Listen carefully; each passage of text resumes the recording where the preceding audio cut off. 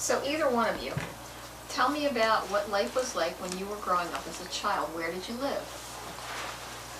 I lived in a little town called Jonesboro, Arkansas, a town of about 11,000 people. And what do you want me to tell you? How many brothers and sisters do you have? I have 4 brothers and 2 sisters. And who was the oldest? The oldest was my brother Harry. And the youngest? The youngest was my sister Jane, who's now deceased. And what did you all play together? What did you do for fun when you were growing up? We fought a lot. For fun. What did I do for fun? Not much of anything that I can remember. Just the regular things that kids did back then when they didn't have TV. And how about you, Dad? Where did you grow up? Where did I grow up? Philadelphia. And how many brothers and sisters did you have? Including myself, 5 of us. And what did you all do growing up for fun? What did you do for fun? What did I do for fun? Never had any fun. Did you play basketball? Played basketball. Did you play stickball? Played stickball. Okay.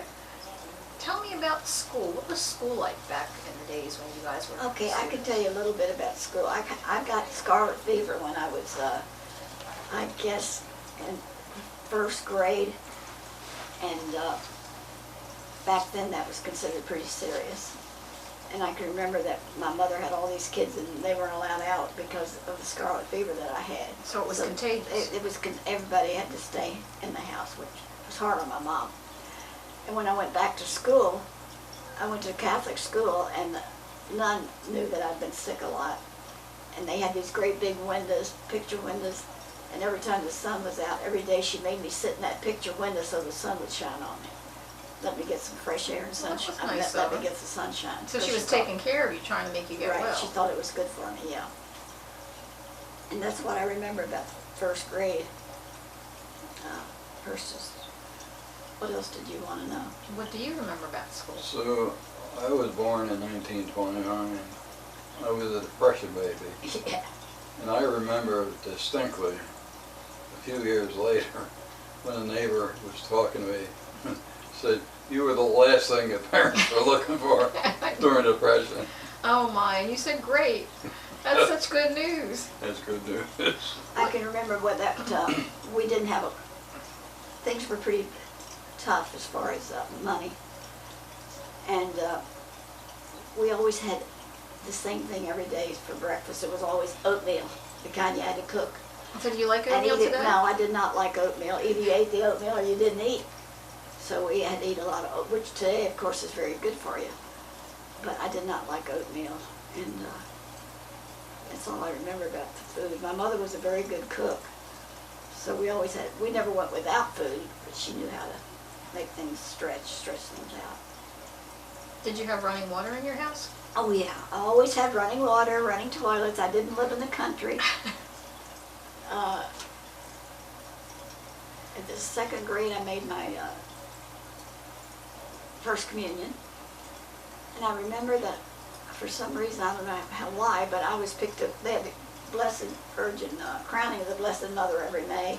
The May procession. Okay. And so I guess I don't know how exactly I got it, but I was the one chosen to do the May procession. I remember So that. that was an honor. That was an honor. Were you a good student? Oh yeah, I always made good grades as far as that goes. The nuns were very good teachers. They were from the old world. They were from Europe, Okay. and they had they were very well educated, knew how to teach. So a lot of the kids, even if they weren't Catholic, especially in Arkansas, the schools weren't that great. So a lot of my friends came from, they might have been Protestant or whatever, but if they could get in that school, they went to school there because they knew they'd get a better education. And how about you, Dad? What were your schools like? Do you remember your elementary school? Vaguely.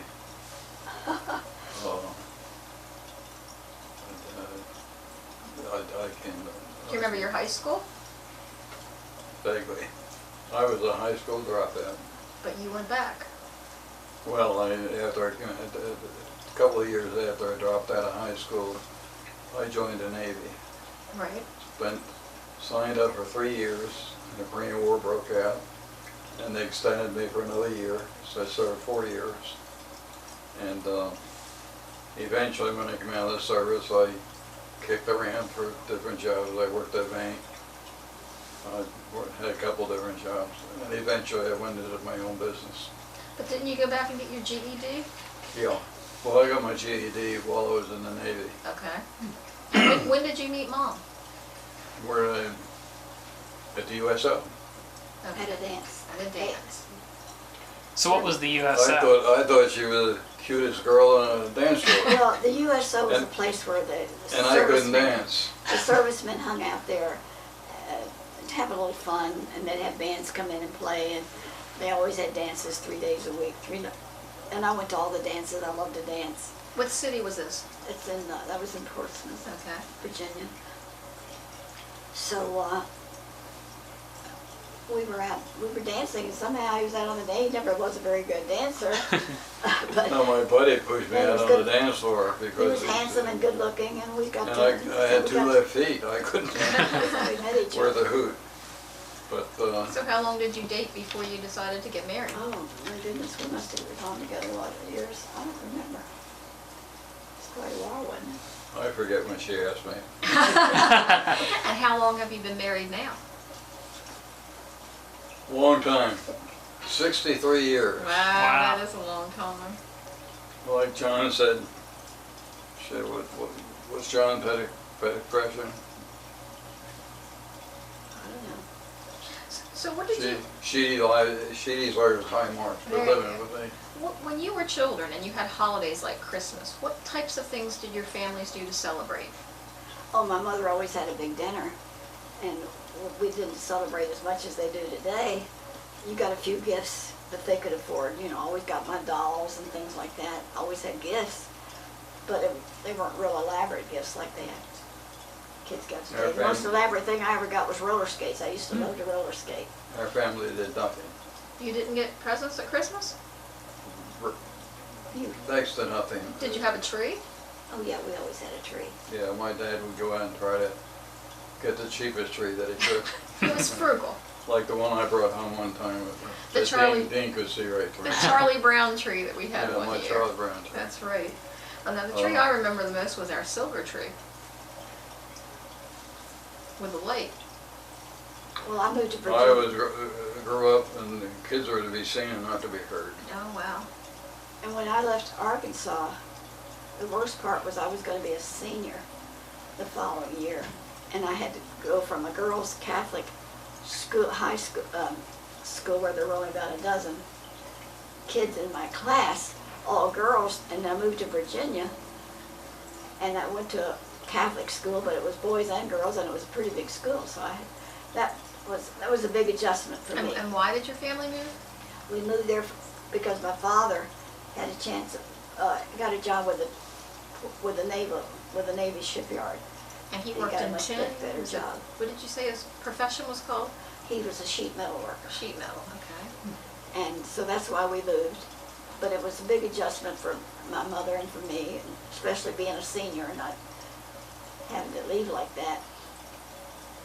But I made that remember okay. her father had to retire at a certain age, They're required to? and he was all upset about it because he liked his job and he didn't want to quit the job.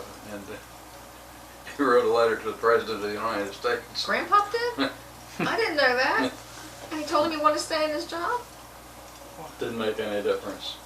Yeah, well, Grandpa died when I was just a child, but I remember him as being quite a character. Tell us some My father stories was a about, character. tell Brad some stories about Grandpa. Well, when I was growing up, I hardly knew him. He was just always so busy trying to make money for the family. But he had a streak in him that was funny, and he came out once in a while, like when he was on the railroad, when he went to California with my mother. And he pretended he was, who was it? Chester, Festus? From Gunsmoke, the guy. Oh, Chester. And Chester limped a lot in this show, and so he pretended he was Chester going up and down through the railroad, and Mr. Mr. Dillon, and he'd be limping and everybody'd be looking at him. Who's this guy think he is? My mother pretended she didn't even know him. And he did have one time a great big straw hat, when he went to Texas, he got one of those big straw hats. He went to the movie theater, I think a couple of kids were with him, or grandchildren. And I guess he was getting a little noisy, and the usher told him he was trying to quiet him down, and he says, "Do you know who I am?" He said, "I'll have you fired." And pretended he was some big Texas man, which he wasn't. He had a funny streak about him. He liked to invent things, I remember that. Oh, yeah. Is that Artie? Arky. Dad knows more about his inventions than What's my that? daddy. What the stuff that he liked to invent. He invented an automatic cue stick. Automatic cue stick, he said. He made a Pool cue. pool stick, Mm-hmm. an automatic one with a spring one. Wow. He made that. And he did something with a thing called rabbits or something. A rabbit trap. or something. Caught a rabbit in his rabbit trap, and somehow or other when he went out to do something with the rabbit, The rabbit got away. jumped out and got away. So how did you all get around when you were kids? Did you have cars? Did you have buses? Well, no, we did not have a car. We lived in town, close enough that we could walk to church and to school and downtown. And then when we went to Arkansas, we rode buses. Well, we never had a car. How about you, Dad? We had trolley cars, and Your dad probably had a car, I didn't he? played a lot of basketball, and I was on a lot of different teams, and the YMCA and so forth. You used the trolley car to go wherever you wanted to go, you know. And there's not trolley cars anymore, are there in Philly? Are they all gone? I think they're probably buses now. Now, what did you, as far as like talking to your friends and all, did you have telephones in your homes? Oh, yeah, we had phones. But like one phone or multiple Oh, phones? just one phone. Everybody shared it? Oh, yeah, you had one phone. Did you have televisions or radios? We didn't have television we got it when they came out. I don't remember when that was. We didn't have it in Arkansas, of course. They hadn't even been invented yet, I don't think. How about you, Dad? Did you have a radio that you listened to? when We you had were growing up? radio. We used to listen to things on the radio. Yeah, and I got in trouble a few Amos times and for Andy. I remember Amos and Andy. was on the radio. taking small radio up into the bedroom, you know, when I went to bed and listening to, get in trouble for that. You weren't supposed to do that? We weren't supposed to do that. Oh. So, Do you remember any kind of weather events? Hurricanes, tornadoes? well, you'd think living in Arkansas, I'd remember some tornadoes, but actually I don't recall any, so I guess it wasn't anything too bad, nothing that I can remember. How about you, Dad? Anything like big snowstorms that you remember? I really don't remember, so. What did your father do for a living, Dad? Hmm? What did your dad do for a Worked living? for a bank. My dad was a bank teller. And, I guess when I was born, you know, at that time, I don't think they paid bank tellers very much money, so things were really tight, you know. And I remember my mom was trying to stretch that food from Monday to Friday, or I think he might have gotten paid every 2 weeks or something, whatever. Right. And one occasion, there was no more food there. And you made do with what you had. We had bread, and you make pap out of bread or What's whatever. pap? I don't know. They could take pieces of bread and put it in pieces, and In milk? a little bit of milk and a little bit of sugar or whatever. I can remember when I was a And kid. that would be a meal. Oh yeah. my goodness. When I was a kid and things were tight, almost every day you knew you were going to get oatmeal, whether you wanted it or not. And it was the old fashioned kind that you had to cook. My mother always had oatmeal. And either you ate it or you went hungry. You just didn't have a lot of choice. Did either of your mothers work outside of the home? Oh no, my mother had plenty of work to do with 7 kids, so no, we never worked outside. But didn't she take laundry in at some point? She took in laundry for a while. One of my neighbors, she did their laundry. I vaguely remember that. So did you have an automatic washer and dryer? She had automatic washer and dryer. A dryer back then? Didn't you have to Well, hang maybe clothes not a on dryer. Didn't you have to hang clothes I don't out know on the whether she line? had a dryer. I know she had a washer. A wringer washer? Yeah. Do Do you know what a wringer washer is, Brad? No, what's a ringer Explain what a washer? wringer washer is, Mom. Well, they put the clothes, they wash the clothes, and they have like two tubs, one for the wash and the other is like a rinse. So you took them out of that soapy water, ran them through the wringer and put them into the clean water, and then and you just use this wringer, and it took all the water out. Kind of like a rolling pin. Like think of a giant rolling pin, and the clothes would go through there so that it would get the soap off of it. So you didn't have a washing machine, or? Oh That was a washing machine. It was a washing That Oh. was machine. part of the washing machine. But no, as far as what we did for fun, I don't remember. We jumped rope, played jacks, things like that. But What was it like growing up in the South back in that time? You were back in the time before desegregation. So what was it like? well, we never had a problem like they have now. We had our part of town where the whites lived, and then the blacks had their part. The black people had their part of town. Everybody got along fine, as far as I know. We never had any problems with them, and we didn't mingle with them, and they didn't mingle with us. But we never had the kind of racial problems they seem to have today. And how about in the city, Dad? You But I grew up really in didn't know them Philadelphia. either. We just didn't know each other. Did you deal with desegregation at all? No, Not in the city? you know what that was It's all much about. worse today than it was when But I was. we lived in a Catholic neighborhood, big Catholic church, largest congregation all of Philadelphia, I believe, most Baptist Sacrament.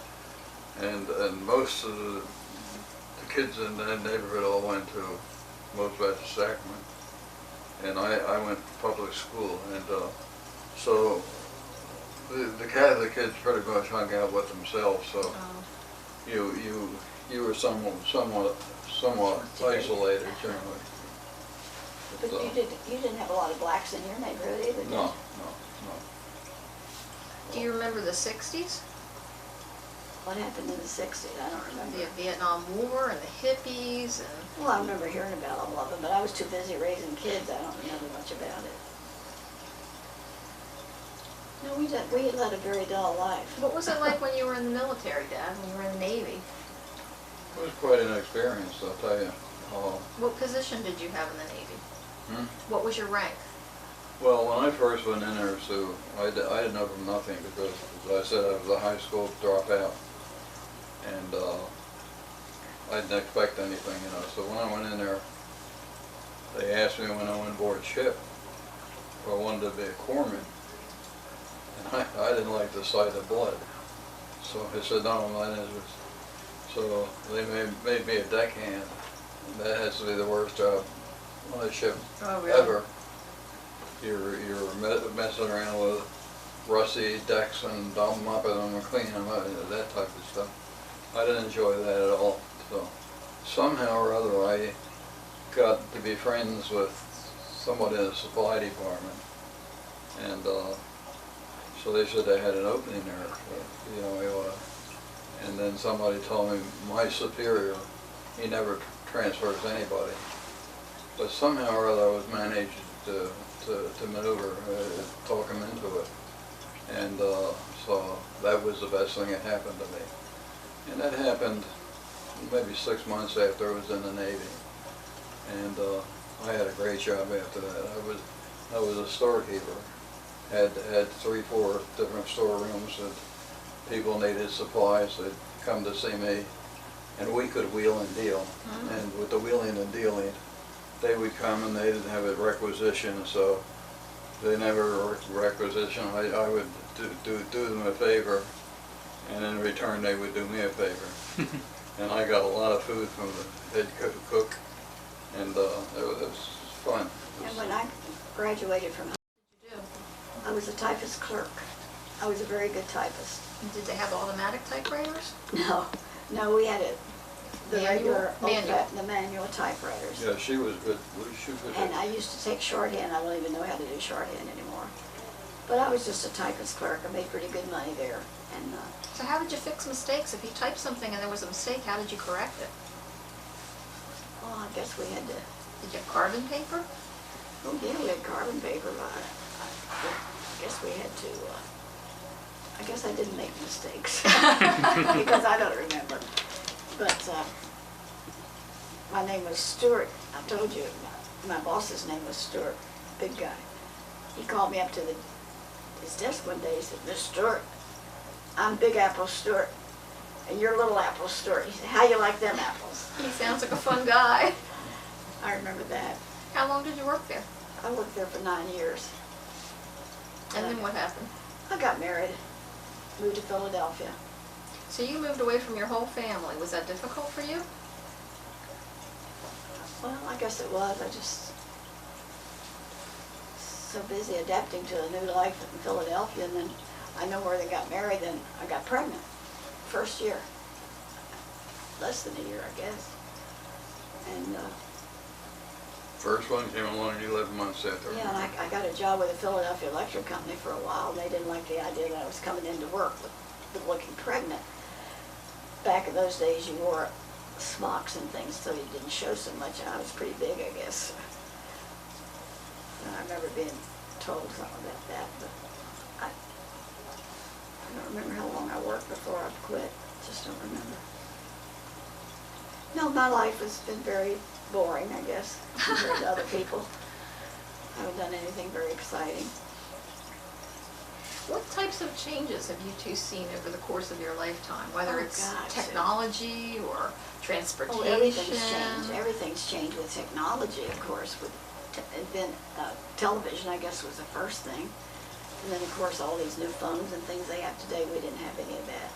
We didn't grow up with anything except just radios and a black and white TV when they first came out. Sue and I got into sales. I started in the insurance business for sales. I could take my pill. And evidently I became pretty good as a producer, you know, and you had to produce so much business in order to make the conventions. And they had conventions every year. And where did you go? Although we went to several other places, you know, and I think your mom really enjoyed those conventions. And then later on, I went with an insurance company and I was in management. And I covered a 6-state area. And we had conventions, and we also had semi-annual seminars with the management people. The conventions were with, you know, all the agents and what have you. And she got to go, and a good deal because the company picked up the tab for her being there and everything else, and got a babysitter. They picked up the tab for that. It was nice. What type of locations did they take you to? Mhm. What cities did they take you to? Where were the conventions held? Oh, Florida? up New in York? Up in New York. We were up. Went to Florida one time, I think. We were in Florida. Down where the dog tracks were. Where was that? Was that Daytona? I'm not sure. I'm not in sure. that area. Or Fort Lauderdale, But maybe? we had conventions, you know, all over. Up in Pennsylvania. They went a different place every year, and but it was interesting. An insurance company I represented were up in New Hampshire, and we would go up there to conventions and so forth. So did you get into insurance as soon as you came out of the Navy, or was there something in between? No, that was something I wound up doing later. And interesting enough, I kicked around quite a bit. And I finally, I don't know, a friend of mine was in the hearing aid business. And I had left my insurance job, and I wasn't sure what I was going to do. And she was upset because I was unemployed, right? So I talked to this friend, and he said, well, you know, why don't you come to the hearing aid business? So, and I didn't know anything about hearing aids at all. So I said, well, you know, I'll give it a try. And then I wound up going to work for Beltone, which at that time was the largest hearing aid company in the country, and as a salesman. And I did fairly well there. And eventually one thing led to the other, and I finally decided to go into my own business. So I set up my own business, and she thought I was crazy, and she was probably right. So how long were you in the hearing aid business altogether, do you think? About 25 years. That's a long time. Yeah. So, and I didn't make a fortune, but I made a decent living, you know, nice living, and wasn't hard work. And didn't Mom come and help you when you set up your own business? Yeah, I turned around and had to have an operation. When I had the gallbladder operation, well, they didn't know what was wrong with me. I was in the hospital for something like 17 days, and unbeknownst to me in the beginning, she went in the office in my place, just so customers come in there. And so, what, you went in there for like She half a day? kept or- it going. And then I had a friend of mine that went out on his own on behest of me, because I gave him pointers on where to go to make the contact for getting the hearing aids and this and that. And so he became a good friend of mine. And when I was in the hospital, he came in my office every day while I was in the hospital. Was with her, and So he helped run the when business. customers were coming in. Nice. And I wrote him out a check after I got out and got back to work. I wrote him out a check, and he wouldn't accept the check, you know. No, that was a very nice one. But it was a good experience. What was the first car you ever owned? Oh, well, I think it was a Chevy. It had to be. Well, I came out of the Navy in I went in 48 and came out in 52. And I guess it was, I think it was a 52, might have been a Bel Air. So was this after you were married? Yeah, well, I didn't have it. When we met, You must have had a car, I just don't remember. well, Well, you lived in Philadelphia. we met when you were- while I was in the Navy, so no, I didn't have a car when I was in the Navy. But I had to get a car after I got out of the Navy. But you lived in Philadelphia when you were first married. Yeah. How long did you stay there? We, what was it, 12 years? I got out of the Navy in 52. I came down here in 64. So, And why did you move to Delaware? why did I move to Delaware? Because of your job. Uh, You worked here for a while. yeah, I was in the insurance business at the time, and I was transferred. They had me as a district manager for an insurance, Bankers Liability Casualty. And I think in a relatively short period of time, I forget exactly how many years it was, they kept transferring me from one office to another office to another office. So the finance transferred me to an office down here in Wilmington. And I didn't like my manager to begin with. The manager was a real nasty guy. And so they transferred me down here in Wilmington to run this office down here. And we've been here ever since. and 2 weeks later, after I come down here, I handed in my resignation. And the company paid all my expenses to come down here, Oh, so they moved you. but the manager was a nasty, nasty guy. And you couldn't make. And so I just sent a letter to the home office and told them I've had it. And And you found another job. yeah, then I had to, and I think that was when I wound up going in business for myself. So eventually you had 4 children, 2 boys and 2 girls. I had 2 girls and 2 boys. Had the girls first. Okay. And you stayed home and raised your children. Right. That took up most of my time. So what advice would you give to people today who are younger, like your grandchildren? What kind of advice would you give the Well, future generation? I wouldn't attempt to Stay advise single. any- I wouldn't attempt to advise kids today. They've all got their own lives to live, and they'll find a way. I won't tell you what she said when she found out she was pregnant with the last kid. No, don't. You better not put that one on camera, because he's still around, you know. Yeah. Well, I got pregnant as soon as I moved to Delaware. And you have 4 children pretty close together. And that was So an he's the only experience too, Delawarean, John. because when we first moved to Delaware, and I think she was somewhat concerned because she didn't know anybody. And I know that it was difficult to get to make friends with it. Well, I didn't drive, and we're living out there where we live now. Right. and, But eventually you got your driver's license. How old were you when you learned to drive? Oh goodness, I was, 39. no, I was older than that. No, I think I told you were 39. I know it wasn't an easy experience for you. No, I never liked driving. I never felt comfortable. I know because I learned too late.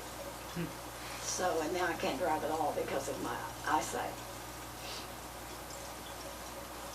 Can we call this? When I had my bypass, the doctor told me that I couldn't drive for, what the hell, for a couple months, I think. Come on, Dick, I want to end this I was thing. going crazy, and so anyway, I think 5 weeks later or something, I went back to see the doctor, and I said, "You've got to let me drive." Because I said, "If you don't let me drive, I'm going to make you ride with my wife." So did he let you drive? So he said, "Okay." He said, "I'll tell you what, I'll let you drive as long as you drive locally, you know, for a while." So the next morning, I'm on I-95, and she's screaming because we like to go down to the farmer's market down the waterfront. Mm-hmm. And it only takes 15 minutes to get down there. So then I took I-95 to go. But when she said, "The doctor said, you know," I said, "Well, it's only 15 minutes." So she was all upset about that. But, so, you know, I was hard to handle. So. Well, you've handled him for a long time, and I know you're tired and you probably want to take a break. So maybe we can pick up this another time, but we'll let you go for now. I think Another this is day. over. Another day. But thank you. It's been informative. Is there anything you guys want to ask before they stop?